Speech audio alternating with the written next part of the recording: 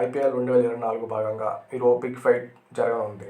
హైదరాబాద్లోని ఉప్పల్ స్టేడియంలో Chennai Super Kings, Sunrisers Hyderabad తలపడనున్నాయి. రాత్రి 7:30కు ప్రారంభమయ్యే ఈ మ్యాచ్ పైన అభిమానులకి చాలా అంచనాలు ఉన్నాయి. సన్ రైజర్స్ బ్యాటర్లు విధ్వంసం చూసేందుకు అభిమానులు ఎదురు చూస్తున్నారు. ఈ సీజన్లో సన్ రైజర్స్ 3 మ్యాచ్ల్లో 2 మ్యాచ్ల్లో ఓడినప్పటికీ జట్టు బ్యాటింగ్ ఫ్యాన్స్ని ఎంతగానో ఆకట్టుకుంటుంది. Travis Head Abhishek Sharma Klaasen batting చూసేందుకు అభిమానులు తహతహలాడుతున్నారు. సన్ రైజర్స్ చివరిసారి హైదరాబాద్లో జరిగిన మ్యాచ్లో ముంబై పైన ఎటువంటి విధ్వంసం సృష్టించిందో అందరికీ తెలుసు. టీ20 చరిత్రలోని అత్యధిక స్కోర్ చేసిన టీమ్గా చరిత్ర సృష్టించింది. ఉప్పల్ పిచ్ బ్యాట్స్మెన్కు అనుకూలంగా ఉండడంతో మరోసారి ఈ మ్యాచ్లో ఎక్కువ స్కోర్ వచ్చే అవకాశం ఉంది.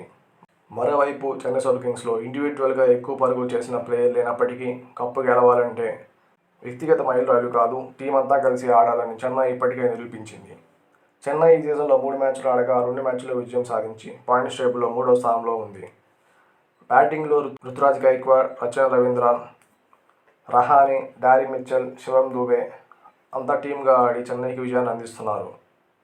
వైజాగ్లో ఢిల్లీతో జరిగిన మ్యాచ్లో ధోనీ బ్యాటింగ్లో విజృంభించడంతో చెన్నై అభిమానులు చాలా సంతోషంగా ఉన్నారు. అయితే ధోనీ ఈ మ్యాచ్కు అందుబాటులో ఉంటాడా లేదా అని ప్రశ్నగా మారింది. ధోనీ ప్రాక్టీస్ సెక్షన్లో కూడా కనిపించకపోవడంతో ఈ మ్యాచ్కు దూరంగా ఉంటాడని ప్రచారం సాగుతుంది. ముస్తఫిజుర్ రెహమాన్ ఈ మ్యాచ్కు దూరం కానున్నాడు. జూన్ నుంచి జరగనున్న టీ20 వరల్డ్ కప్లో పాల్గొనాల్సి ఉండడంతో వీసా కోసం యూఎస్ఏకి వెళ్ళాడు. ఇరు జట్లు సమతూకంగా ఉన్నాయని చెప్పలేం, కానీ కలిసికట్టుగా ఆడితే సిఎస్కేకి విజయావకాశాలు ఎక్కువగా ఉన్నాయి. సన్ రైజర్స్ బ్యాటర్లు లాస్ట్ మ్యాచ్లో ఆడినట్లు ఈ మ్యాచ్లో ఆడితే సన్ రైజర్స్ కూడా విజయం సాధించే అవకాశం ఉంది. ఏదేమైనా ఈ మ్యాచ్ అభిమానులకి కనువిందు చేయడం ఖాయం.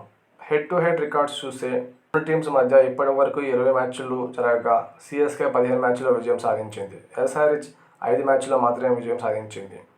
ఒకవేళ ధోనీ అందుబాటులో లేకపోతే ధోనీ స్థానంలో under-19 player Aravelli Avinash CSK తరఫున డెబ్యూ చేసే అవకాశం ఉంది.